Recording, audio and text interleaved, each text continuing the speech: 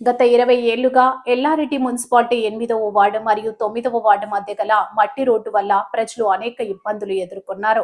ప్రశాంత్ గౌడ్ గారు మాట్లాడుతూ ఎల్లారెడ్డి ఎమ్మెల్యే మదన్ మోహన్ గారి ఆదేశాల మేరకు పెద్ద మసీదు నుండి ఆజాద్ గ్రౌండ్ వైపు గల దర్గా వరకు సిమెంట్ రోడ్డు ప్రారంభించడం జరిగిందన్నారు. ఈ కార్యక్రమంలో మున్సిపల్ చైర్మన్ పద్మ, శ్రీకాంత్ మరియు కాంగ్రెస్ పార్టీ నాయకులు ప్రశాంత్ గౌడ్ మరియు కౌన్సిలర్లు, నాయకులు తదితరులు పాల్గొన్నారు.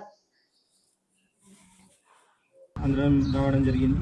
దాదాపు 20 సంవత్సరాల నుంచి కూడా ఈ రోడ్డు లేక ప్రజలందరూ బాగా ఇబ్బంది పడ్డారు. మున్సిపల్ నిధులతో ఈరోజు పనులు ప్రారంభించుకున్నాం.